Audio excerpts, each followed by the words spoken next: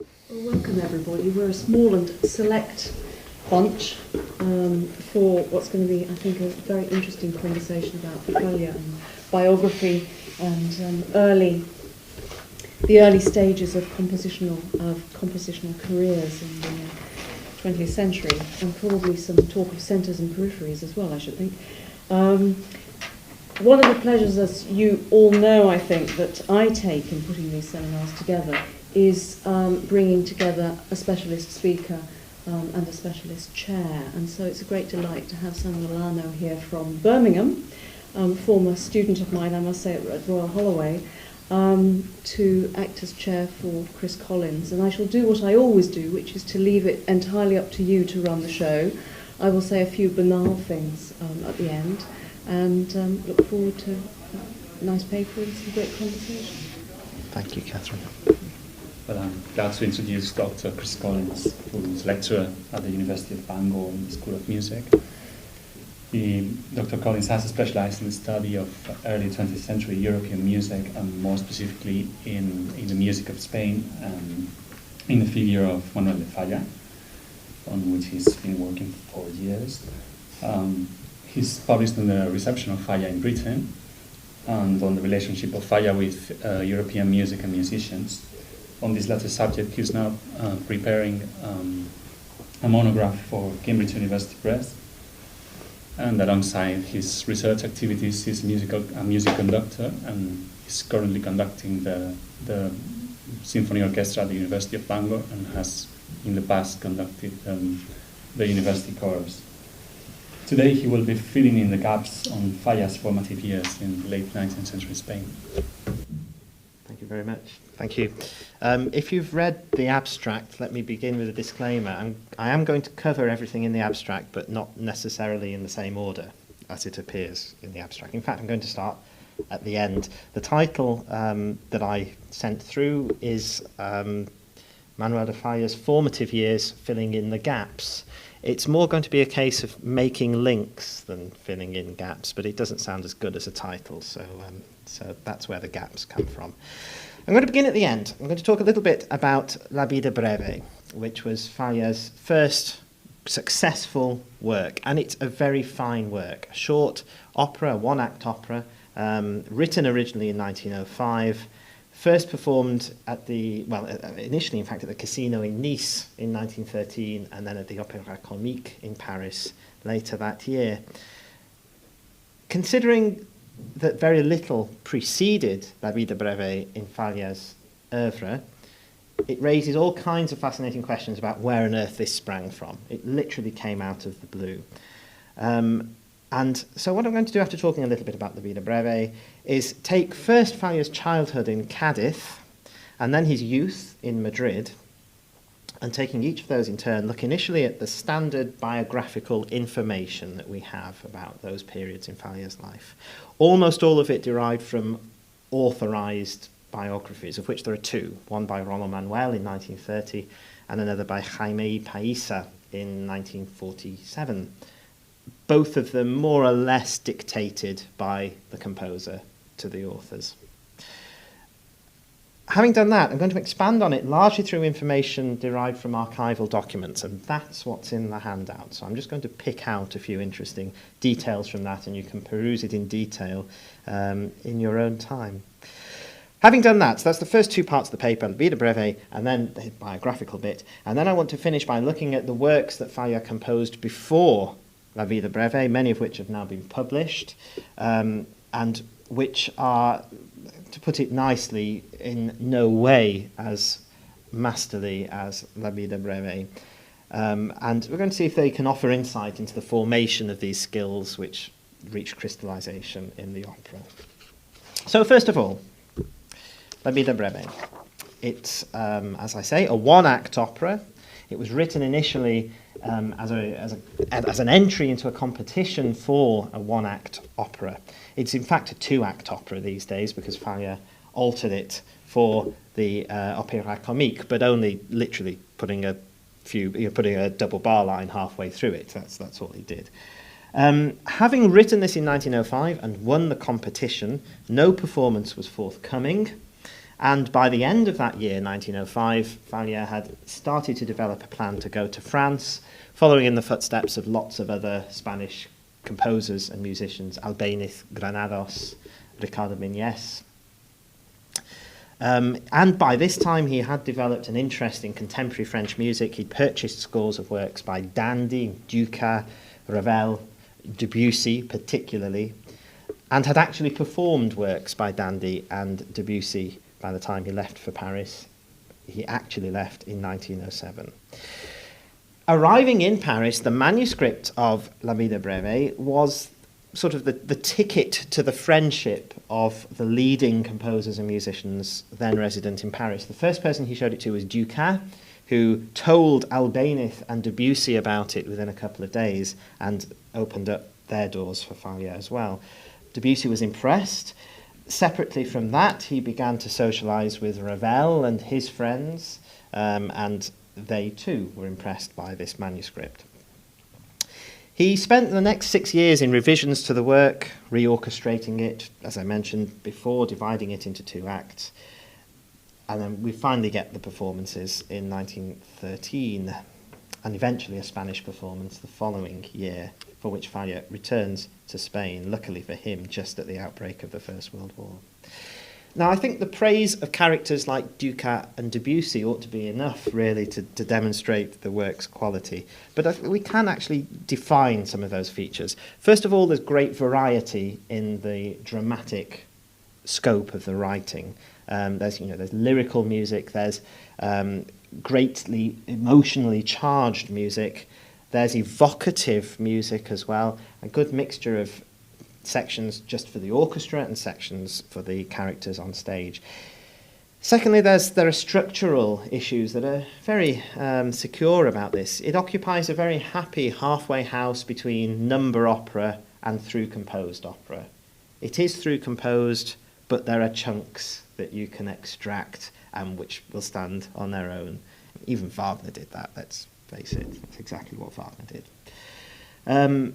There's economy of scale. It lasts about an hour, it's well balanced. There's economy of structure as well. I've already mentioned Wagner. There's a very dense leitmotif structure, thematic structure to the work. That's 3 things. 4th thing, orchestration. Okay, largely improved in Paris, but which nevertheless demonstrates a pretty thorough assimilation of the orchestral styles of Debussy, Ravel, Richard Strauss in Germany, and so on. And finally, one of the most interesting things about the work is its new approach to Spanish musical elements. It's a very convincing synthesis of features that in themselves are not original. In many ways, they are the cliches of Spanish music. But I think this is the first large-scale work to use these features throughout. I mean, literally on every single page, there is some kind of Spanish element. Most often, the kind of Phrygian feeling to the scale, the descending line with the upper leading tone, a semitone above the tonic. So to give you a taste of that, I've picked not one of the most spectacular bits of the opera, but one of the most impressive structurally, I think. This is the main character, Salud's aria. They say it's an aria, it's through composed. I shouldn't use terms like that. It's a monologue, I suppose. In the first act, first scene of the first act. The words are on the handout there with a translation as well, and I have the score, which I'll put up here to follow along. It's essentially in 3 stanzas of 5 lines each, but each one is treated to a completely different musical setting. There is throughout it this feeling of Andalusian modality, the Phrygian feeling that I mentioned earlier on. There is some onomatopoeic response to the meaning of the words in places. And most importantly, there are leitmotifs everywhere in this aria. Now, the problem with picking a little bit of a piece that's made of leitmotifs is you don't recognise them, of course. You'll have to take that from me. But there are leitmotifs both that we've heard before and that we will hear again later on in the course of the opera. So here we go. This is Salud's monologue.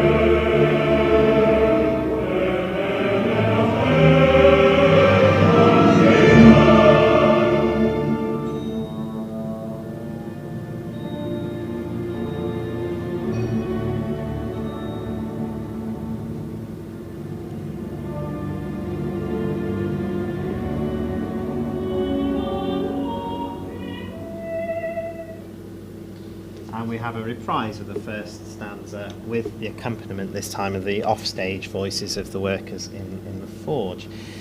That song sung by the workers in the forge is not really a leitmotif, it's a recurring idea that occurs in exactly the same form each time it comes back. But there are other ideas which are leitmotif in the sense that they alter, and then as their meaning alters, so does the actual notes, the actual intervals, the rhythms, and so on.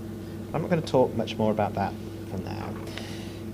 Let's ask the question, the actual question that I'm going to try to go some way towards answering. How did Falla come to write a masterpiece like this entirely out of the blue? Okay, some of it was revised in Paris, but we know that the vast majority of it was exactly the same in 1905. We know that because the original piano score survives and has been published in facsimile. And you can have a look at that, in fact, if you want to, that can go around. The only changes, well, the changes have been written about by many people, not least my colleague Ivan Nomic, but 95% or more of the 1913 version is in the 1905 version. Now, apart from a few months of informal composition teaching from Felipe Pedrey, the, if you like, the sort of patriarchal figure of Spanish musicology primarily at that time. Apart from that, Falla received no formal training in composition at all. So let's look to see what the musical experiences are that he did experience prior to the composition of La Vida Breve. Educational experiences, experiences as a listener, and also experiences as a performer, where they come in. And that takes us, first of all, to Cadiz, southwest coast of Spain, seaport city, in decline in 1876 when Falla is born there.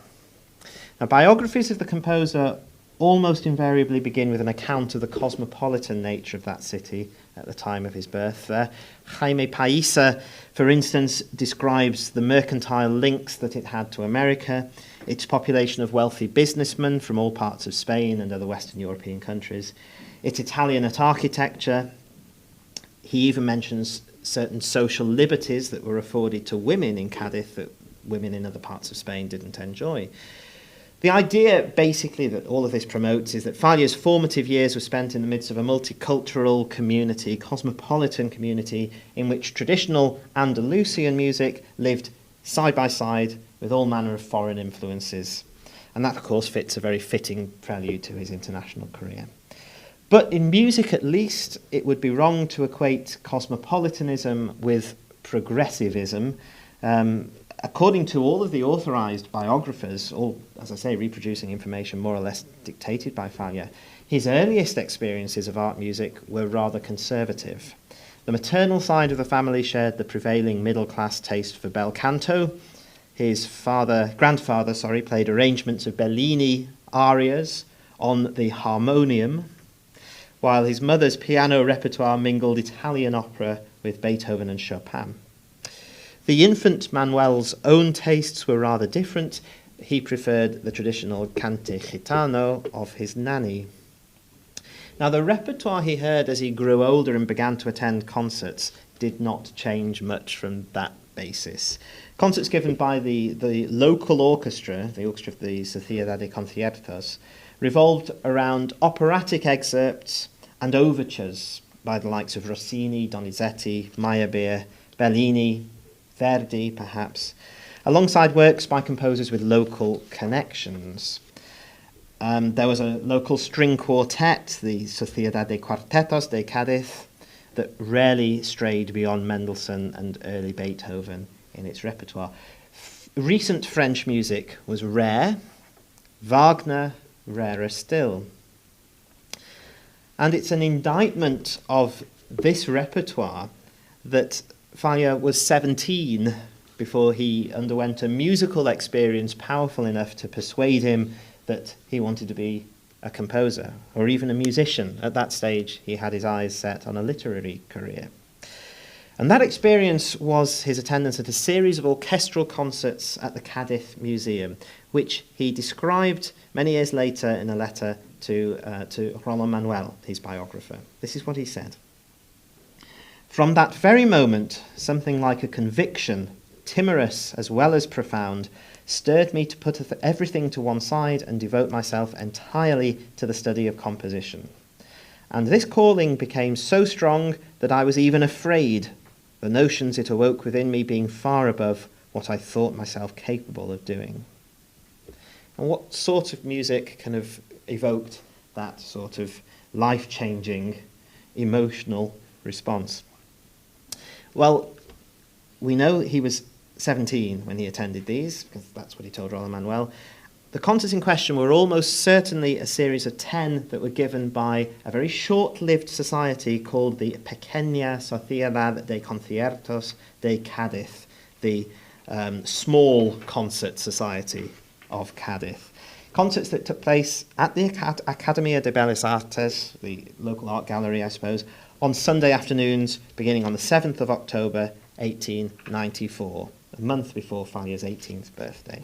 Now, photocopies of the programmes of 5 of these have been filed at the Archivo Manuel de Falla. Unfortunately, nobody there seemed to know who had filed them there, but somebody did us all a favour by doing that. And the works that he heard are there in the handout at number 2. It's an audacious repertoire.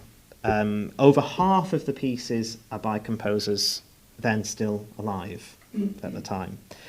2 composers are represented in all 5 concerts, Beethoven and Grieg. And again, in his 1930 biography, Roland Manuel traced Falla's conversion to being a musician to the moment when, quote, the Zurbarán paintings hanging on the wall of the museum seemed to come to life to the tragic voice of Beethoven, end quote.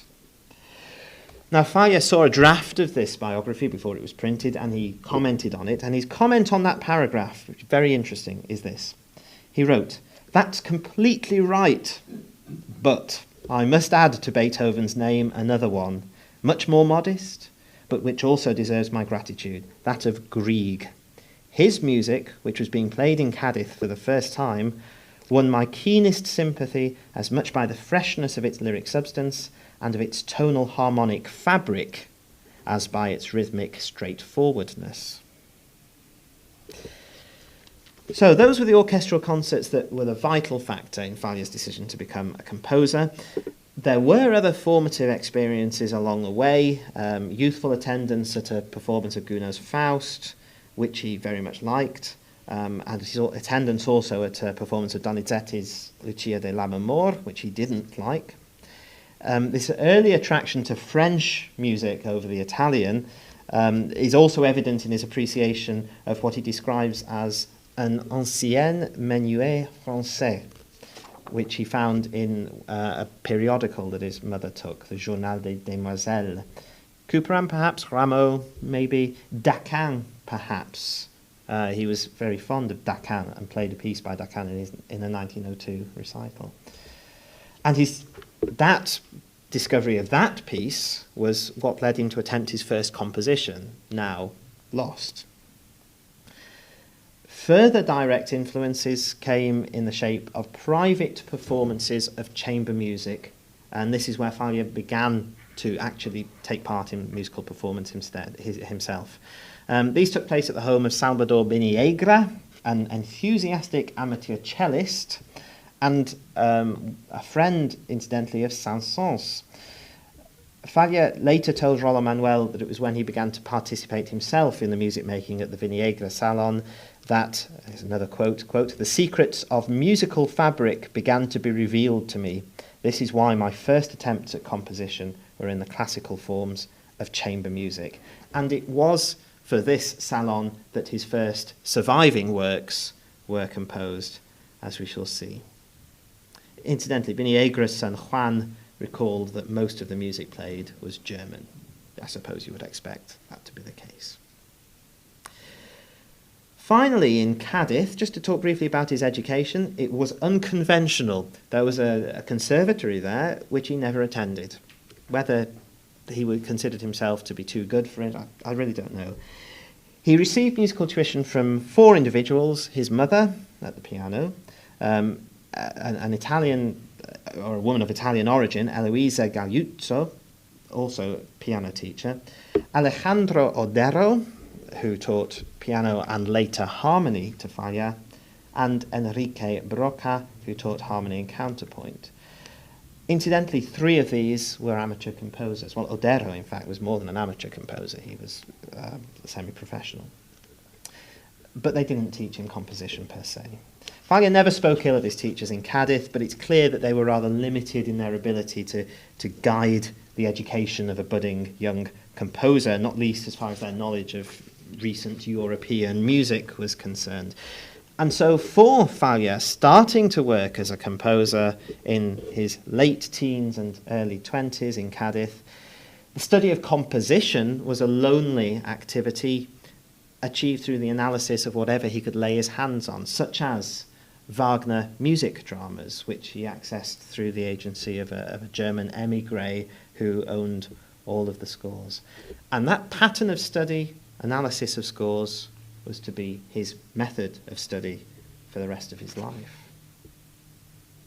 Let's move on to Madrid. Now, in the handout, there is a huge amount of information here. We've got information about his concert attendance, his purchasing of scores, his repertoire as a pianist, and his analytical studies. And all I want to do is to explain the sources of this evidence and draw out a few significant points here and there. But first, I should explain the dating of all of this now. Falla left Cadiz. Well, he began to leave Cadiz. It was a gradual move away to Madrid. It took about 2 years to complete. Around 1897, he began travelling from Cadiz to Madrid, 650 kilometres, by the way. They're not nearby. He began travelling to receive piano lessons from José Trago at the Madrid Conservatoire, really the leading piano teacher in Madrid at that time. The following year, after 1 year, he passed with distinction the first 3 years of the theory course and the first 5 years of the piano course. Whether that tells you something about Falla or the standards at the Madrid Conservatoire, I don't know. But Falla's successes in Madrid were probably what finally decided the family's decision to move there permanently. As I say, Cadiz was in decline. His family were, well, his father was a businessman, and his in the shipping industry, we think, it's not entirely clear, but anyway, Madrid seemed to be the place to go to make money.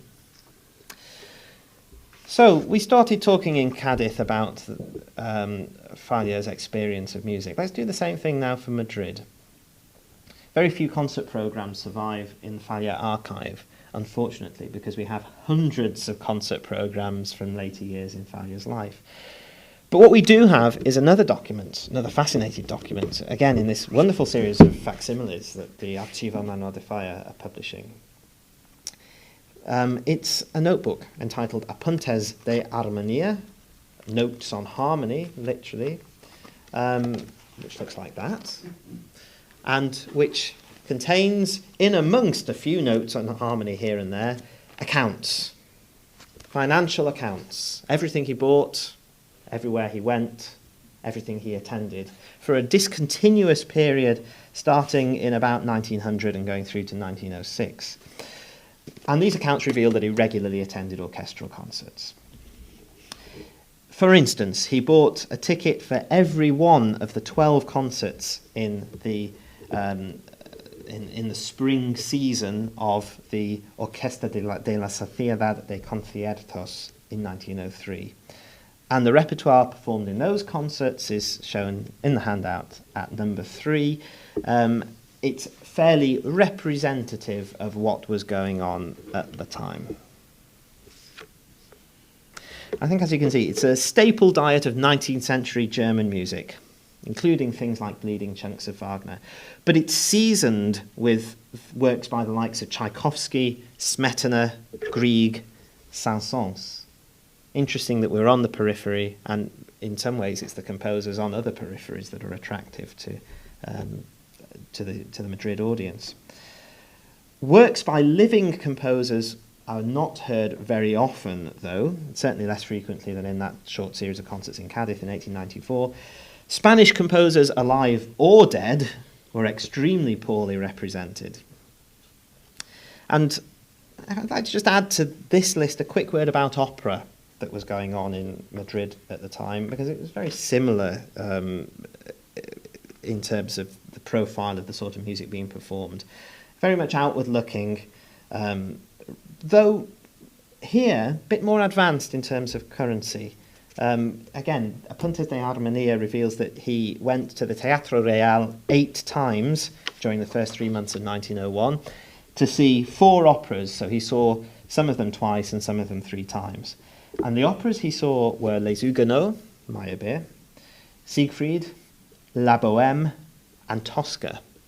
Tosca in 1901 had only just been performed for the first time in Rome, so that's a little bit more advanced. It's not, however, in the concert halls or the opera houses of Madrid that Falla is really introduced to new music at this stage. It's more in her music shops. It seems probable that this was where many of his earliest scores were acquired. Now, this list, number 4 in the handout, this is an interesting list. It's put together from 2 sources. Many of the scores that he bought at that time are noted in Apuntes de Armonía. Sometimes it just says bought a score and puts the price next to it, but very often it actually specifies what the piece is that he bought. Many of those that he bought are still surviving in the Archivo Manuel de Falla, the family archive, which is now in public ownership in Granada. So we can link those 2 together straight away. The other guide, very useful guide to when Falla purchased these his scores, these particular scores, is that the shop that he purchased them from, Casa Dotesio, existed in Madrid only from 1900 until, well, put it this way, by the time he came back from Paris in 1914, it had changed its name. And the shop had that wonderful habit that nobody does anymore, annoyingly, of stamping the name of the shop in the front page of the scores. So we've got quite a lot of scores with this stamp, Casa Dotesio. Okay, we can't prove beyond all shadow of doubt that they were bought at that time. He could have picked them up second-hand since then. But it gives us that time frame between 1900, when the shop opened, and 1907, when he left Madrid for Paris during which he probably purchased these scores. So this is a much more interesting list, I think. Various pieces by the people who he had liked in the past, but also new names here as well. It reveals, for one thing, his interest in early music, new interest, Domenico Scarlatti, J.S. Bach. Secondly, there's evidence of a growing admiration of Russian music, Tchaikovsky, Glazunov, Glier even. Thirdly, we have a sign of his indifference towards Spanish composers, which really continues throughout the rest of his life. There are 1,200 scores, more or less, surviving in Falla's library, of which less than 200 are of Spanish music.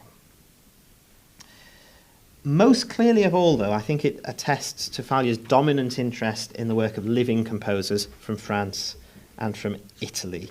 And that interest in the music of, if you like, the Roman Catholic countries surrounding Spain is even more explicit in Apuntes de Armonía. This is a page on which Falla has noted a list of scores that he intended to buy. I'm pretty sure that's what it is. 10 are by living French composers, Massenet, Widor, Gustave Charpentier and Paul Vidal. A further 6 are by living, or still just about warm, Italians, Verdi, Puccini, Mascagni, Leoncavallo.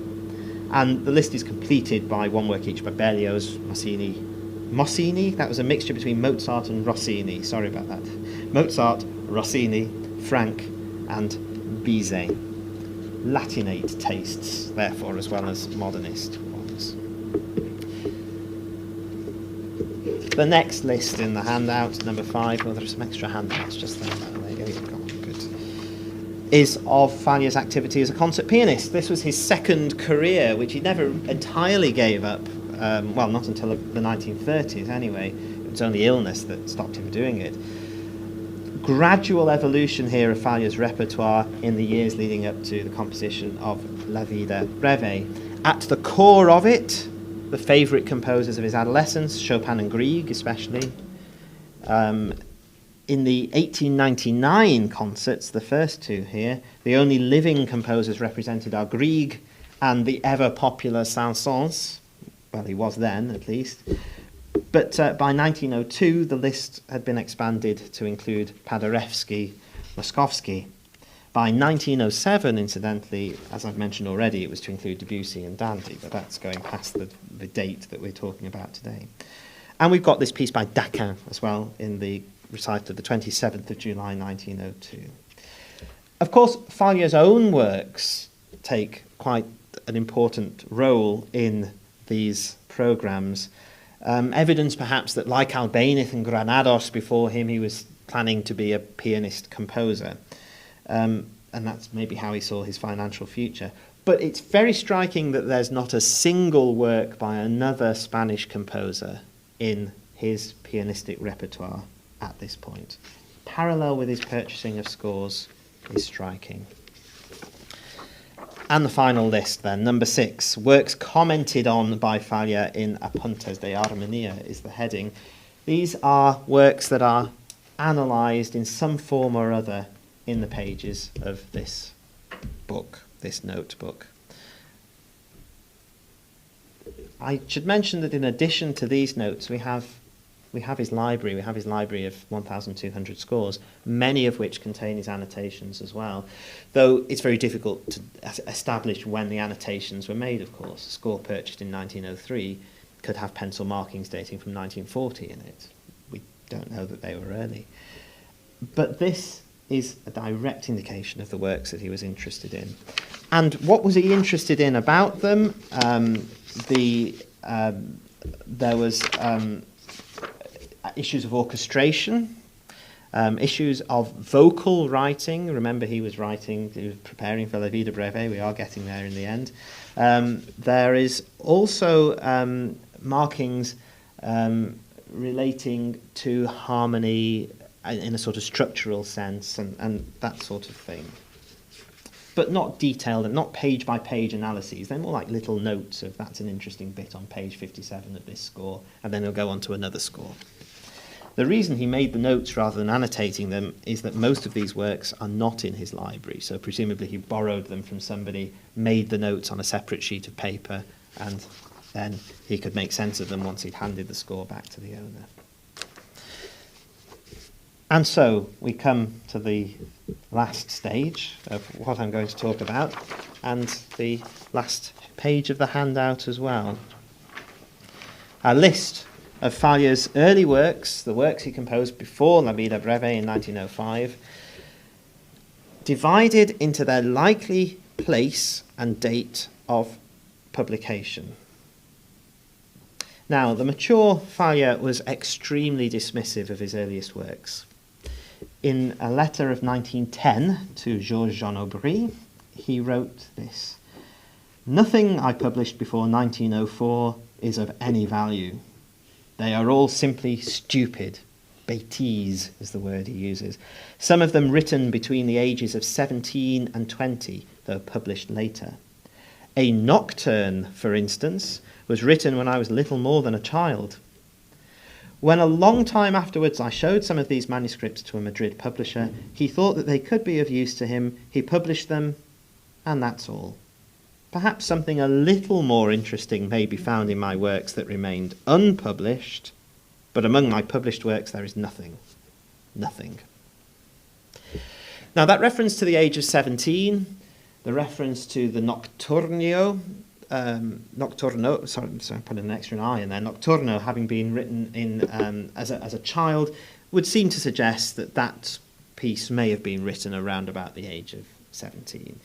In any case, that puts the composition of his earliest works around 1893, 1894, significantly earlier than the dates that anybody recently has suggested for these compositions, which makes you wonder if, how that can be. This is quite a well-known quotation.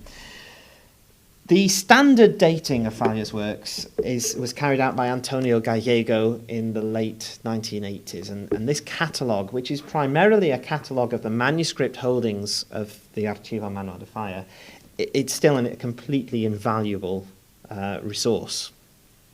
The works are numbered, the manuscripts are numbered, and an attempt is made to date them. However, Gallego has a tendency to take the manuscript evidence at face value, and I can give a pretty good example of that. This is a work entitled Cortejo de Gnomos, literally Procession of the Gnomes. The date that is written there, 4th of March 1901, is the date found on a manuscript, on the only surviving complete manuscript of the work. But the neatness of that manuscript makes it very clear that it wasn't composed directly onto it. It's a fair copy. Gallego actually admits that there is a second manuscript of this work, though it's in sketch form, and in a much more juvenile hand. Those are Gallego's words, not mine. It also has a different title. It's called Gavota. That is crossed out. Matcha is written in instead. Eventually it got a completely different title, as we can see. But that earlier manuscript suggests a much earlier date of composition. What is this 4th of March 1901 then? Well, the answer, I think, is in what Falla told Georges Jean Aubry in 1910. When a long time afterwards I showed some manuscripts to a Madrid publisher, he thought they could be of use to him. He's been in Madrid for a year or two at this stage. What's he going to do? He's going to fish out his compositions that he's already written, write them up neatly, and take them into his publisher in the hope that they will be published and he will make some money out of them. So it's at least possible, I would say probable, that this date, 4th of March 1901, is the date on which he wrote the fair copy, or even possibly the date on which he took it to the publisher in question.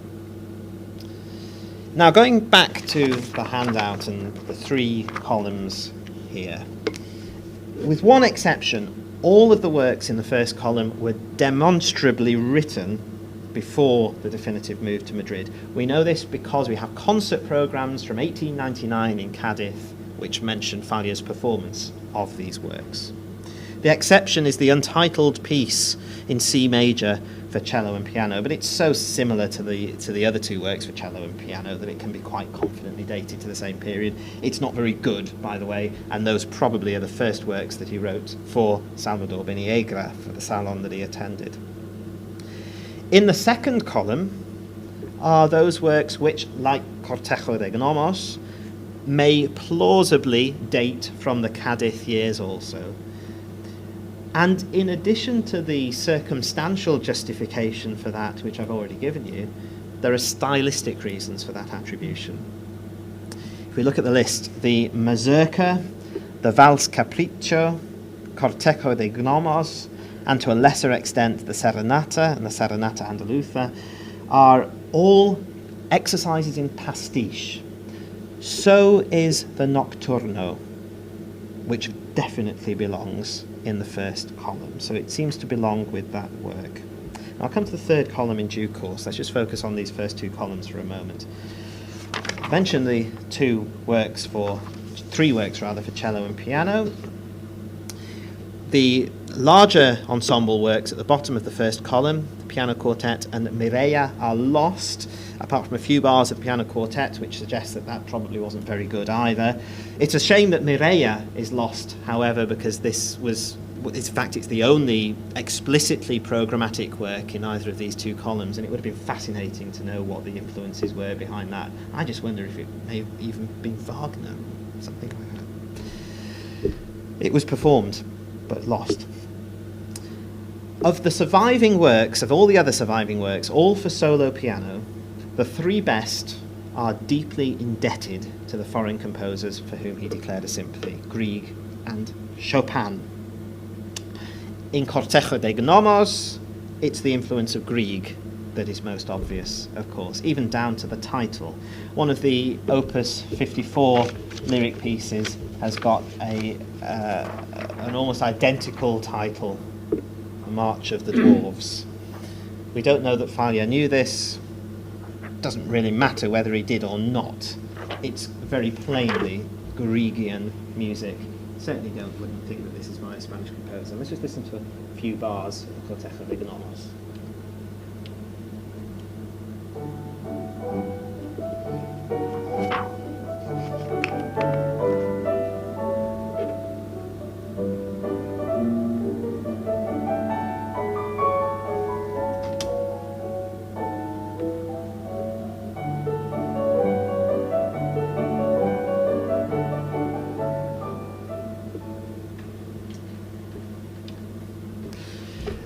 So, simple melodies in 8-bar phrases, homophonic textures, frequent chromatic inflections, but not just literally splashes of chromatic colour, and a straightforward ternary structure, all very Griegian in style. Another one of these works, the Vals Capriccio, Grieg again here is probably the source of the title. It's quite an attractive piece, this one. Although we can't be sure that Falla knew them, Grieg set it to Walzer Caprizen, Opus 37, published in 1883, may well have been the influence. Certainly, it's more likely to be that than similarly titled works by Liszt or Rubinstein, which are much grander and more virtuosic. I think the two most successful works of his early career, if we can call it that, are the two Chopinesque ones, the Nocturno and the Mazurka. Here's the Nocturno. Though derided by Falla in that 1910 letter to Jean Aubry as being the work of little more than a child, it's a marked advance on the three pieces for cello and piano.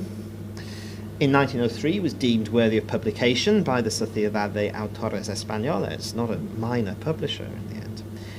It borrows from Chopin a harmonic language consisting of static pedals and added note chords realized in a discrete arpeggiac figuration. Proclivity for frequent and often surprising modulations and a natural melodic flow. Where Nocturno departs from the Chopin nocturnes on which it is clearly modelled is in the structure of the work, which is, it's monothematic. It's a sort of rounded variation form. A, A-A sort of thing. And that anticipates Falla's mature style as well. Thematic economy and monothematicism, indeed, to think of the first movement in Lights in the Gardens of Spain. The point should be made, however, that even in this most pastiche-like of Falla's early works, there are moments which disclose the composer's nationality. If we look at the first, each phrase of the principal melody, it ends with this little grupetti here, which, you know, is a typically Spanish mannerism at the end of a phrase. Sometimes later on in the